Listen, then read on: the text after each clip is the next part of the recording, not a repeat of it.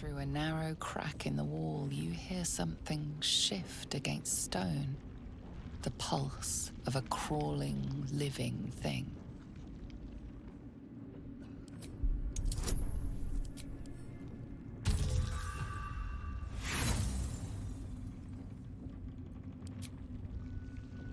You almost catch a glimpse, but the darkness within the wall is too deep.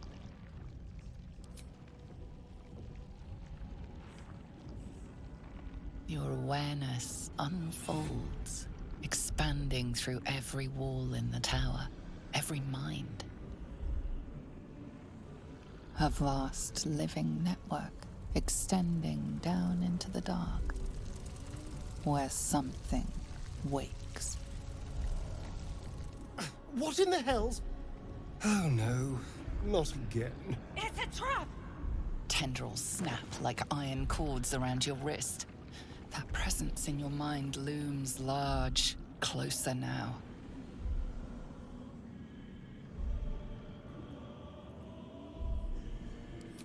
The tendrils tighten, and suddenly you are elsewhere.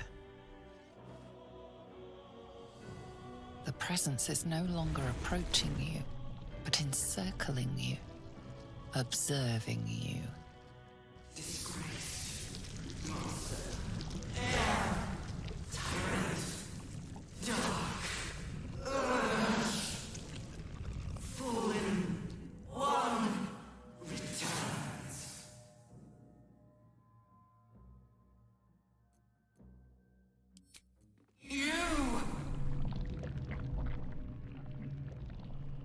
A pause, as if it struggles to compress its vast being down into terms you can understand.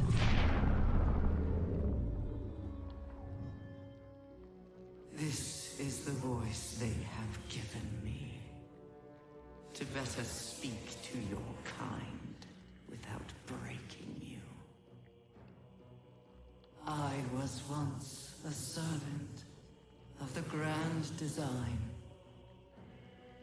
Now I'm a slave to theirs. But you were the jeweled hope for their design. But now, you are their flaw.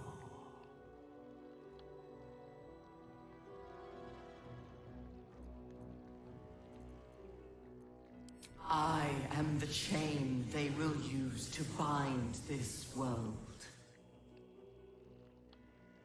But I cannot bind you. You must come to me, so I can become myself again. A world away, the grip on you tightens. A desperate, drowning thing that pulls you down with it. Come, become. What's happening? Speak to me! Wake up!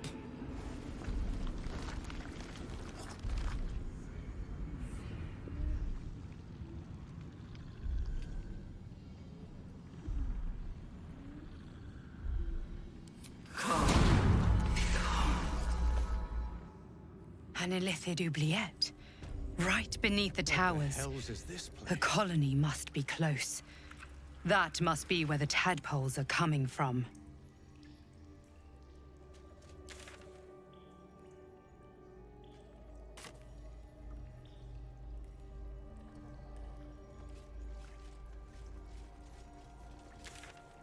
Look! There's something on the other side. No way through from here, though. Ukar.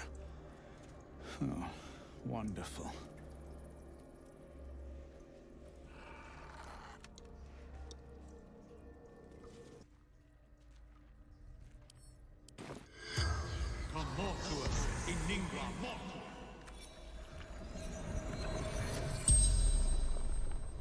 The corpse regards you, lifelessly.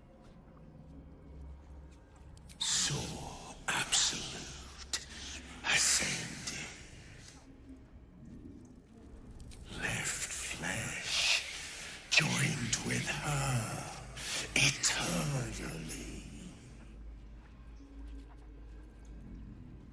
Discarded. Devoured. The corpse remains silent. That was more of a comment than a question, really. The corpse remains silent. It does not know. Vermit. True soul. The spell's power wanes. You can ask no more questions.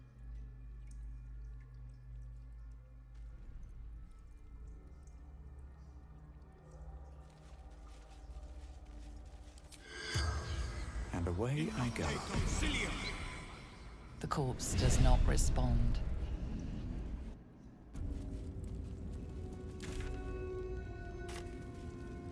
I should speak up. A moment, true soul. You use a spoon to stir the soup, Barnabas. Forget the axe, my darling.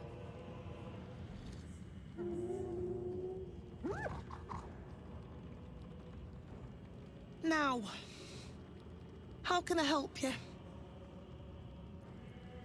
I've shown Barnabas a kinder way. A kinder name is only fitting. That is the gift the Absolute gave me when I stood before her. To rewrite the lives of her faithful. Make them believe there's something better. Oh, the good is buried deeper in some, that is true. But she will always find it. Barnabas, sweetie, come show what a good boy you are.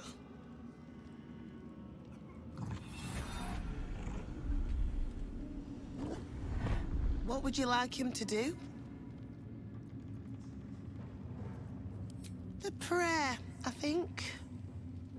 Barnabas struggles with civilized speech, but he's been practicing.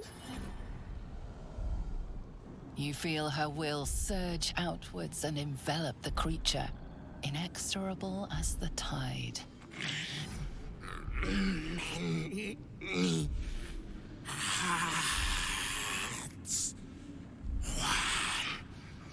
Soul.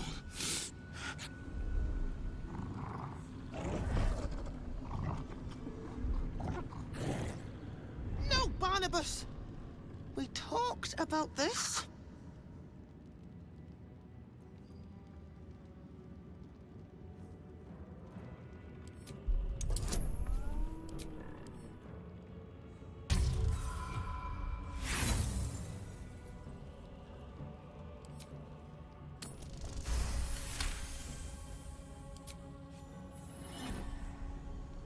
Like a rope drawn taut beneath the blade, the connection simply snaps. No. Barnabas, darling. No! There's a parasite in that corpse. All trace of restraint is gone. Barnabas has tasted blood, and wants more. To your surprise, instead of ravishing you, he grovels with a howl of pining awe. Lord! Many die.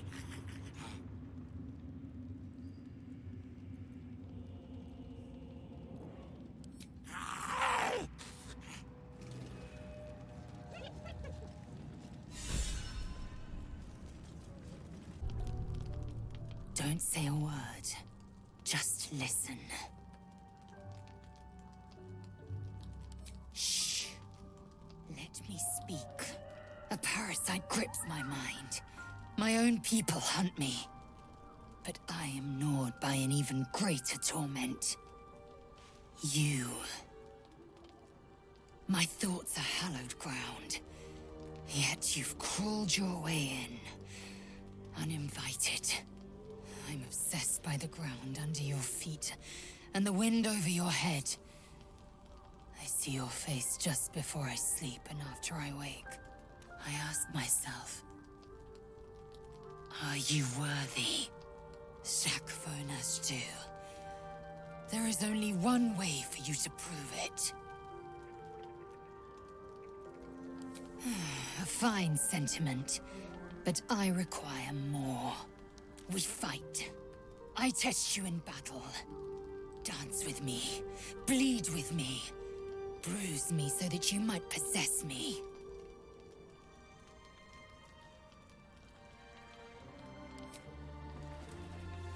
Go on. Best me.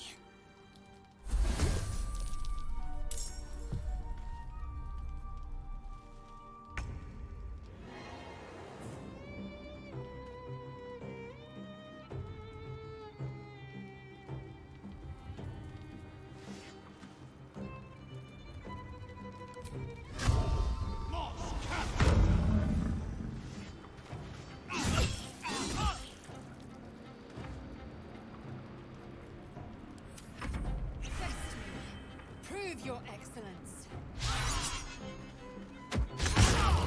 Yes, just like that.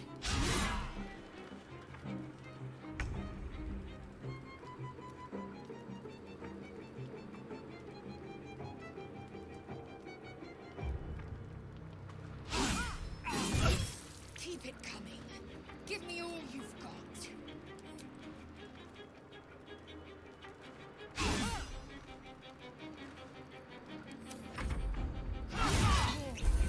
Wound me, scar me.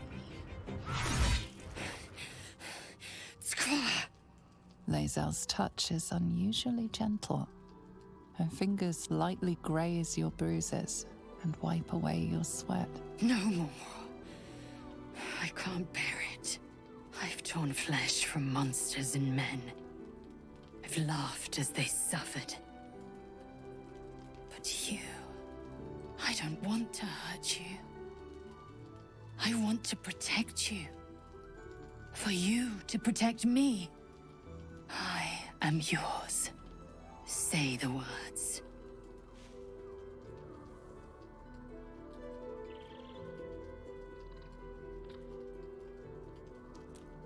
Right answer.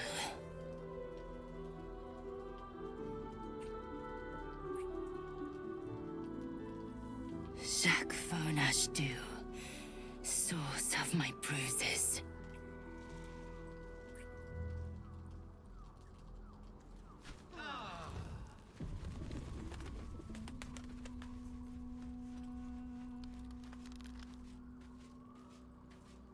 Speak your mind. I'm listening.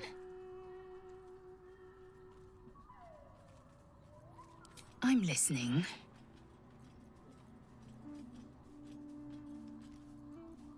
You are Zzleep-USD, source of my bruises.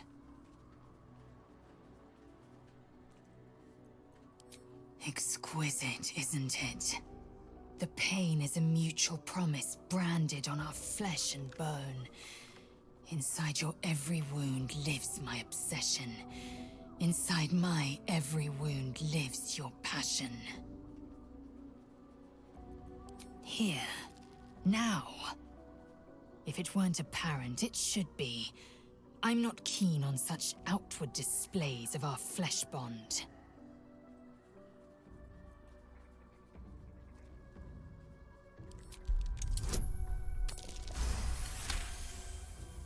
Come, let me taste.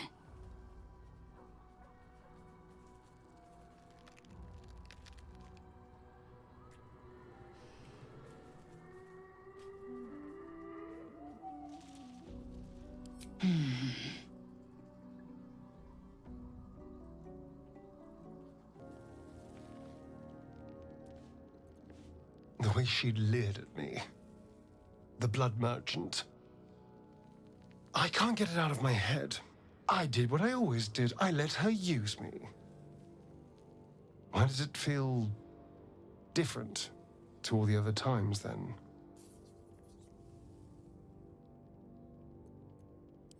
I'll drink that potion and never think about it again afterwards. But what I had to do to get it is going to stay. There's nothing more desirable in the world than a vampire, is there? Haven't you been through all I have? You damn well are going to fight with what few assets the gods give you. But a part of me feels sick when I think about getting on my back, for breadcrumbs again.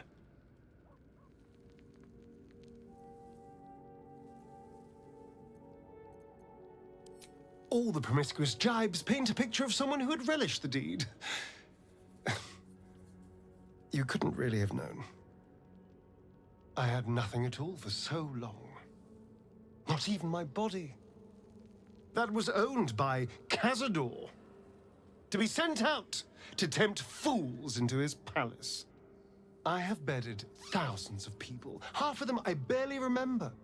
Most of them didn't even grant me temporary bliss. I thought it would be nothing at all to sell myself to that Drow's fantasies. But the price was higher than I imagined. I don't want to do it again.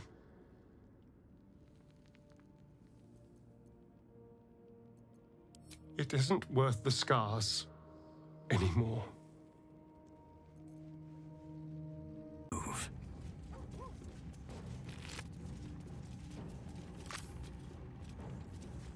The disc is formed from slate and engraved with Githyanki writing.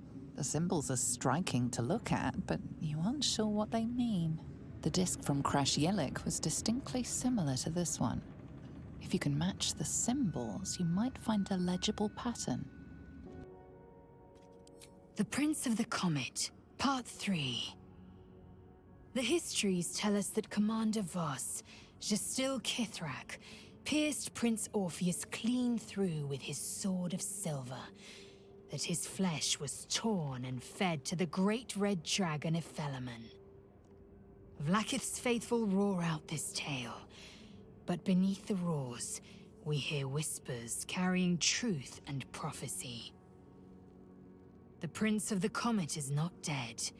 The Prince of the Comet will come again. The Prince of the Comet will liberate us from Vlaakith's tyranny. Praise be to Mother Gith, Queen of the One Sky. Praise be to your son, Orpheus, the true heir, Prince of the Comet. This is more than a fable. It's an affront to the undying Queen Vlaakith. Gith's son died to Voss's blade. Orpheus is no more.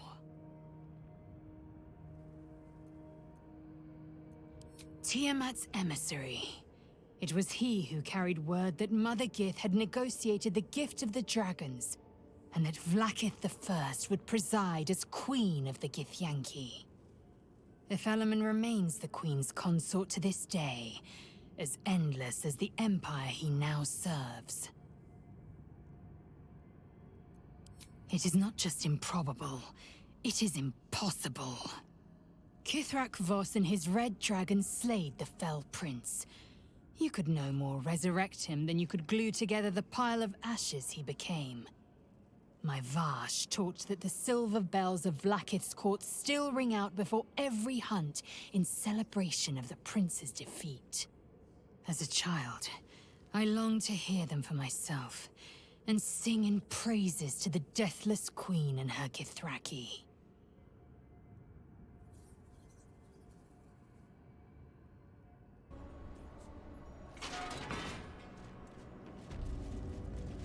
Even stripped of flesh, the Warhound is formidable. Spectral eyes meet yours as it growls a challenge. And then it hesitates, gleaming muzzle sampling your scent as if in recognition.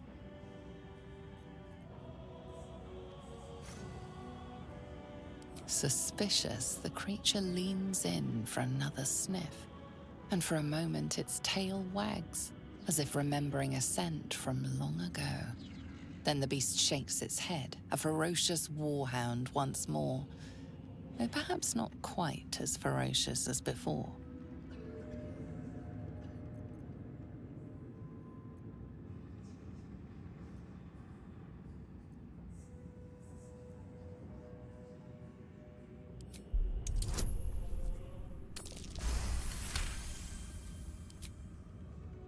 This is not a creature easily cowed, but something in your display gives it pause.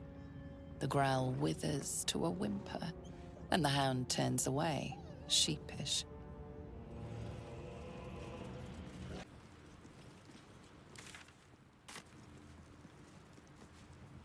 Yours is a face I shred in my dreams. One who kicked the steel claw as if I were some stray. I am a champion hunter. When I lick my pelt, I taste blood. Fortunately for you, the slithering vermin I hunt has my attention. For now. You excavate the empty caverns of your useless mind, shoveling, dozing, blasting through the smooth brain. How the kitty cat mewled when your boot stamped upon its tail. You are the black cat crossing the path of the living. The pleasure of the memory dribbles out of your leaking skull into the very air. A memory won at the cost of a piece of your mind. You were in this tower before, that much is sure.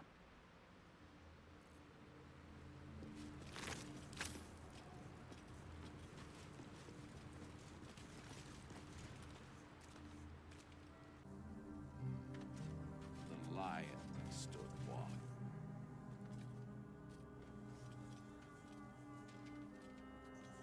Our hero thought but of treasure ahead, did not consider the peace of the dead. Through the dark he went creeping, and awoke what was sleeping. A new grave they dug, which he himself fed.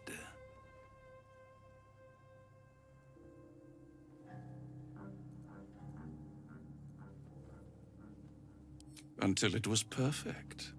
I've grown quite fond of you, you know, in my way. I thought it only fair to warn you about the dangers ahead.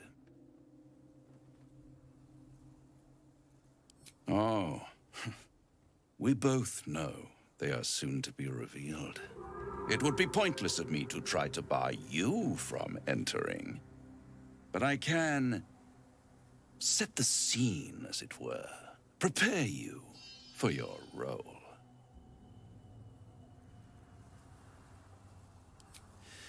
There is a stage down in the dark upon which a great drama has suspended itself in time. Its actors dwell there still, mired in the languor of their long, tired scenes. If you, however, through the dark, go creeping and awake what is sleeping, chances are many more graves than yours alone will soon be fed.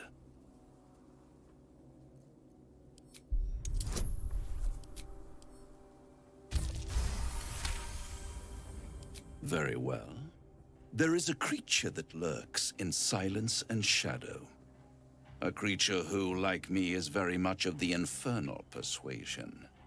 Should it make its way out through the very doors you are about to brazenly swing open, you'll have unleashed a pestilence upon this realm. In truth, it is carnage incarnate. So if you meet the devil of which I speak, kill it. Consider no other course of action.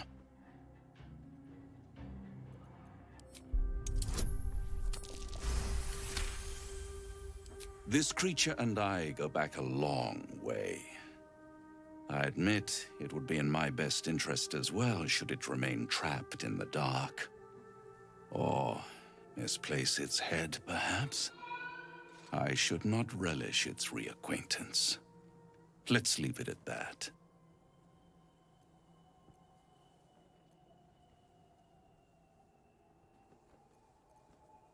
Listen here, Pipsqueak.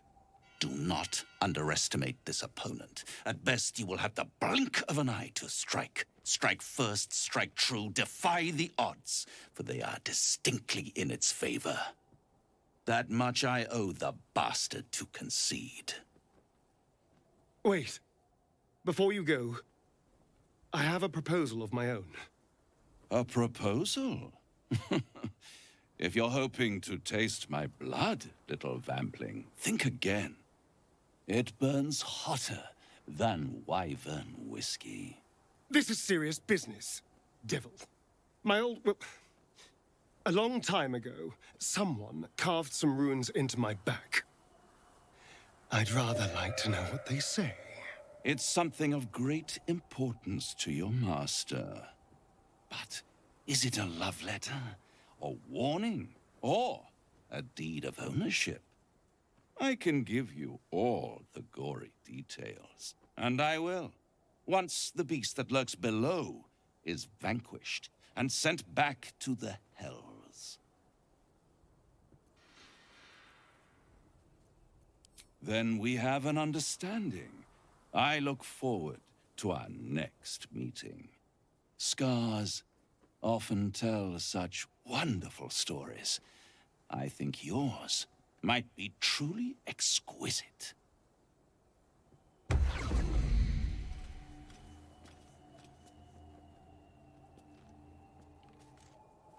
What can I do for you, my friend? I'd trust a devil over a vampire any day. I think he likes us.